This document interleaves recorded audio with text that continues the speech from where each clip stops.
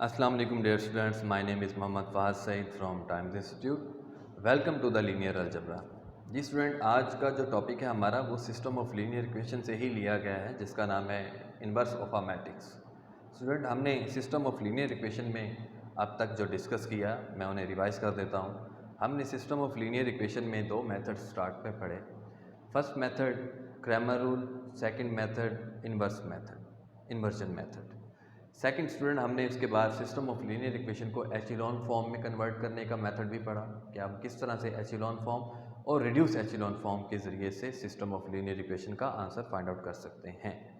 आज student reduce echelon form को ही जहन में रखते हुए हमने मैट्रिक्स का इन्वर्स फाइंड आउट करना है। बेसिकली इन्वर्जन मेथड में हम ये जानते हैं कि अगर किसी मैट्रिक्स ए का इन्वर्स फाइंड आउट करना हो तो हम उसको adjoint of A by A determinant के मेथड से फाइंड आउट कर लेते हैं। और यहाँ हमने ये बात भी डिस्कस की थी कि अगर मैट्रिक्स हमारे पास 3/3 या उससे ज़्यादा के ऑर्डर का आ जाए तो एडजॉइंट निकालने के लिए हमें कोफैक्टर का मेथड यूज़ करना पड़ेगा। और साथ में हमने ये भी बात की थी कि हमारे पास जो इन्वर्स निकालने के लिए ये ज़रूरी है कि हमारा जो ऑर्डर है, हमारा जो मैट्रिक्स का ऑर्डर है वो स्क्वायर होना ज़रूरी है। क्लियर हो गई बात?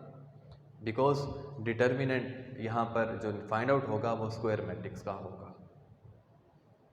बिकॉज अच्छा, नेक्स्ट स्टूडेंट हम बात करते हैं आज इन्वर्स ऑफ अ मैट्रिक्स की। Inverse of a matrix find out करने के लिए स्टूडेंट आज हमें इन्वर्जन मेथड से इन्वर्स फाइंड आउट नहीं करना, बल्कि हमें रिड्यूस एचिलॉन मेथड से इन्वर्स फाइंड आउट करना है। तो स्टूडेंट लेट्स सपोज जैसे आप इन्वर्स ऑफ अ मैट्रिक्स का मतलब ये होगा कि आपका जो इन्वर्स होगा वो मल्टीप्लिकेटिव इन्वर्स रखेगा मैट्रिक्स ए के साथ। ये एडिटिव इन्वर्स की बात नहीं हो रही, यानी कि 5 एक नंबर है, उसको किससे मल्टीप्लाई किया जाए और आंसर 1 बने।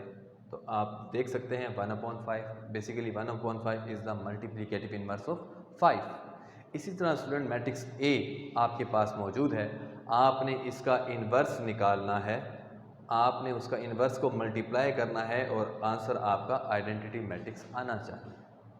तो हमारा क्वेश्चन यहाँ पर ए इन्वर्स फाइंड आउट करने का है कि जो ए इन्वर्स फाइंड आउट होने के बाद हम उस इन्वर्स को ए से मल्टीप्लाई करें और आइडेंटिटी मैट्रिक्स बने सेम ऑर्डर का।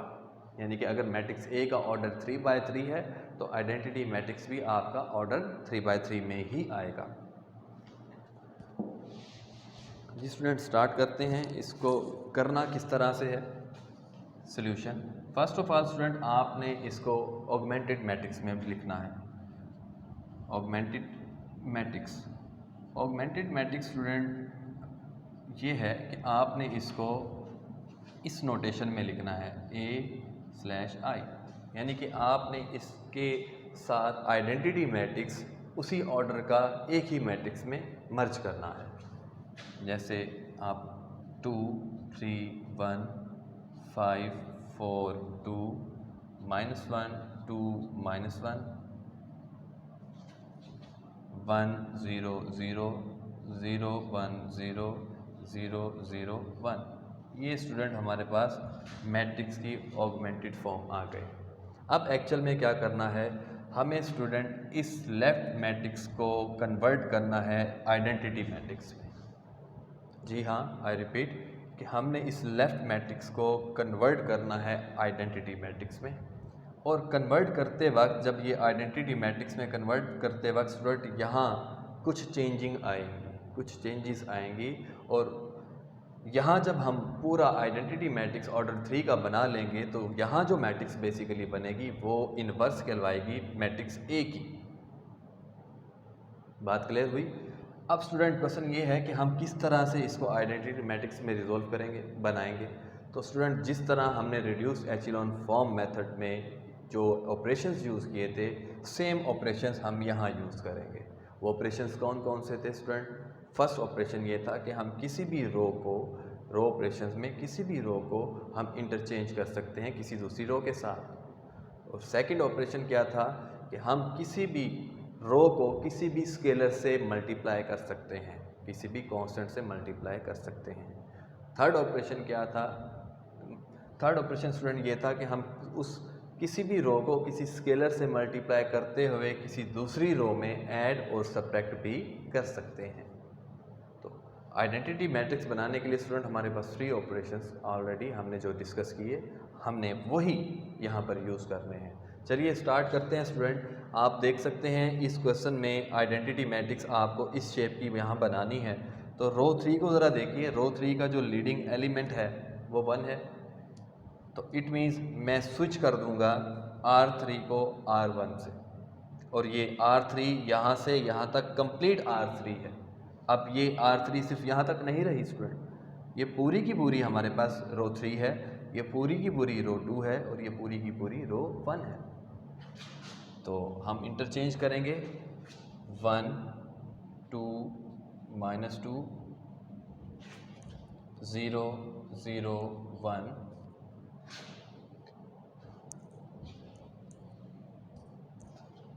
3 4 2 0 1 0।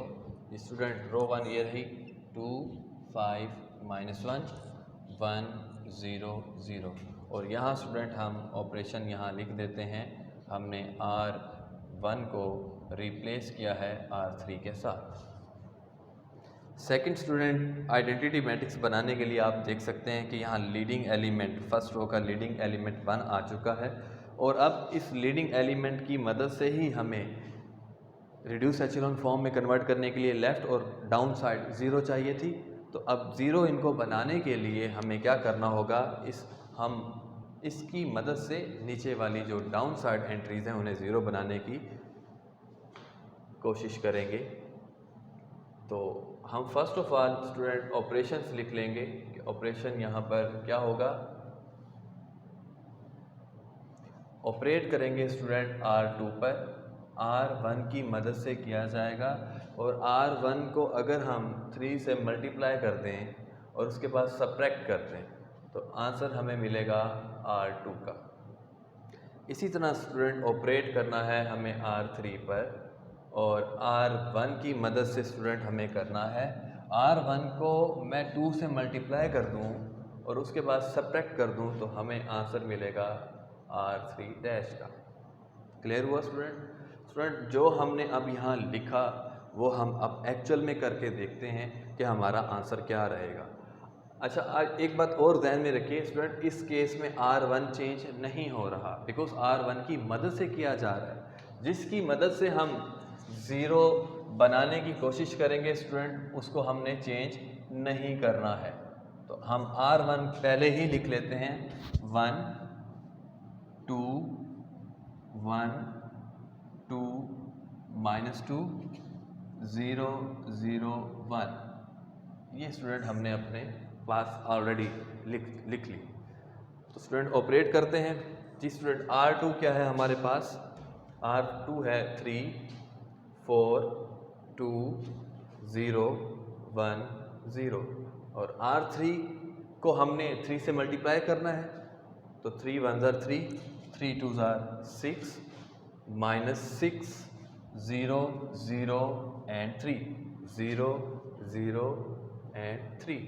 स्टूडेंट सब्ट्रैक्ट करना है, तो सब्ट्रैक्शन में हम जानते हैं कि साइन चेंज हो जाएंगे, 0 -2 +8 0 1 -3।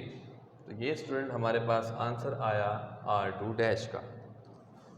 इसी तरह स्टूडेंट नेक्स्ट R3 को लिया, तो R3 हमारे पास है स्टूडेंट 2 5 -1 1 0 0 1 0 0, और इसको स्टूडेंट 2 से मल्टीप्लाई करना है R1 को, तो ये हुआ 2 4 -4 0 0 2, और सब्ट्रैक्शन का sign student minus minus plus minus minus minus.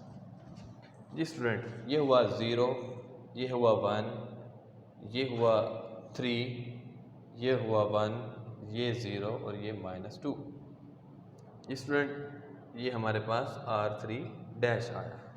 अब स्टूडेंट ये वैल्यूज़ हम उठाकर यहाँ सब्स्टिट्यूट करते हैं, हमें मिला 0 -2 8 0 1 -3।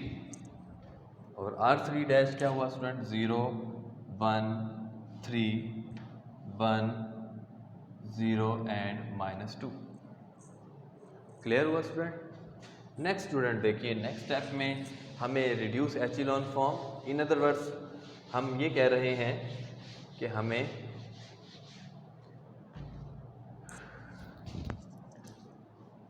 डायगोनल में 1 1 चाहिए, यानी कि यूनिटरी मैट्रिक्स चाहिए, आइडेंटिटी मैट्रिक्स। स्टूडेंट आप देख सकते हैं कि इसको 1 बनाने के लिए मेरे पास फर्स्ट वर्क यही है कि मैं इसको डिवाइड कर दूं -2 पे ही, तो आंसर क्या आएगा, 1 आएगा। तो हम यहाँ लिखते हैं स्टूडेंट कि हमने R2 को मल्टीप्लाई कर दिया, मतलब आप मल्टीप्लाई की सेंस में लिखें, इंटू -1/2। तो यहाँ स्टूडेंट हमें वैल्यू मिली, ये तो सेम एज इट इज़ आएंगे, 0 0 1 0 1 -4 0 -1/2 एंड +3/2, +3/2, ये सेम एज इट इज़ रहेंगे स्टूडेंट, -2। क्लियर हुआ। नेक्स्ट स्टूडेंट अब हमें क्या करना है, ये हमारे पास सेकंड रो में लीडिंग एलिमेंट आ चुका है 1। अब इस 1 की मदद से स्टूडेंट हमें अपर पार्ट को भी 0 करना है और इसी 1 की मदद से ही लोअर पार्ट को 0 करना है। तो स्टूडेंट हम यहाँ लिख लेते हैं कि हमें ऑपरेट करना है R1 पर, किसकी मदद से स्टूडेंट करना है, R2 की मदद से। और अगर R2 को 2 से मल्टीप्लाई कर दिया जाए और सब्ट्रैक्ट कर दिया जाए तो हमें मिलेगा आंसर R1 डैश का। इसी तरह स्टूडेंट ऑपरेट करना है हमें R3 पर, और किसकी मदद से स्टूडेंट करना है, R2 की मदद से। और आप देख सकते हैं कि ये 1 और 1 सेम है और ऑपोजिट हमें देना होगा, तो हम इसमें लिखेंगे जी R3 माइनस R2 और आंसर मिलेगा R3 डैश का। अब स्टूडेंट जो हमने यहाँ पर लिखा वो एक्चुअल में कर देखते हैं। मुझे ये एरिया रेस करना हो जी। तो स्टूडेंट R1 है हमारे पास 1 2 -2 0 0 1, और R2 को 2 से मल्टीप्लाई करना है स्टूडेंट, 0 2 -8 0, 2 से मल्टीप्लाई किया स्टूडेंट R2 को तो हमें मिला -1, और 2 से मल्टीप्लाई किया स्टूडेंट हमें मिला यहाँ पर 3 जी। तो हमने सब्ट्रैक्ट करना है तो यहाँ साइन चेंज किए, हमें मिला 1 0 6 0 1 -2। ये रहा स्टूडेंट हमारे पास R1 डैश। और इसी तरह R3 माइनस R2 0 1 3 1 0 -2, और R2 स्टूडेंट हमारे पास है 0 1 -4 0 -1/2 3/2। साइन चेंज करते जाएंगे स्टूडेंट इसके, तो 0 0 1 7 1 प्लस 1/2 जी स्टूडेंट -2 -3/2 माइनस के 7/2, और ये हमें मिलेगा R3 डैश। चलिए स्टूडेंट वैल्यूज़ को सब्स्टिट्यूट करते हैं, वैल्यूज़ को सब्स्टिट्यूट करके देखते हैं। R1 हमारे पास आया 1 0 6 0 1 0 1 -2,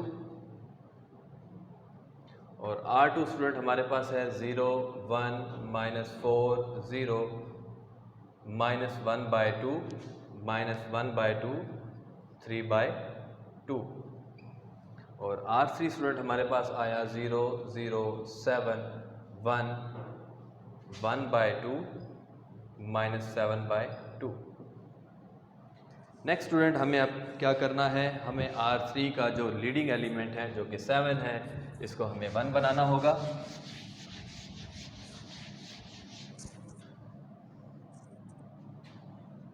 स्टूडेंट R3 को मल्टीप्लाई किया 1/7 से, 0 1 6 0 1 -2। स्टूडेंट बाकी एंट्रीज बाकी रो सेम एज इट इज़ रहेंगी, जस्ट हमें जो चेंज लाना पड़ेगा वो R3 पर लाना पड़ेगा। 0 1 -4 0 -1/2 एंड 3/2। जी स्टूडेंट 0 0 1 1/7 1/14 एंड ये देखिए कैंसिल हुआ -1/2। क्या किया स्टूडेंट, हमने डिवाइड किया 1/7 से, तो यहाँ 1 डिवाइडेड बाय 7 एंड यहाँ देखिएगा 1/7 इंटू 1/2, तो हमारे पास हुआ 1/14। और इसी तरह स्टूडेंट हम यहाँ पर इसको मल्टीप्लाई किया 1/7 से, तो 7 से कैंसिल -1/2 आया। नेक्स्ट स्टूडेंट अब ये लीडिंग एलिमेंट आ चुका और इसकी मदद से हमने ऊपर वालों को 0 बनाना है। तो देखिए हम कौन कौन से रो ऑपरेशन यहाँ यूज़ करते हैं। स्टूडेंट ऑपरेट करना है हमें स्टार्ट में देखिए R1 से और R3 की मदद से करना है, और R3 को अगर 6 से मल्टीप्लाई करते हुए मैं सब्ट्रैक्ट कर दूँ तो हमें आंसर मिलेगा R1 का। इसी तरह स्टूडेंट ऑपरेट करना है हमें R2 पर ऑपरेट करना है और R3 की मदद से करना है, और R3 को अगर मैं 4 से मल्टीप्लाई करते हुए ऐड कर दूं तो हमें आंसर मिलेगा R2 डैश का। जी स्टूडेंट अब वर्किंग हम इस तरफ कर लेते हैं।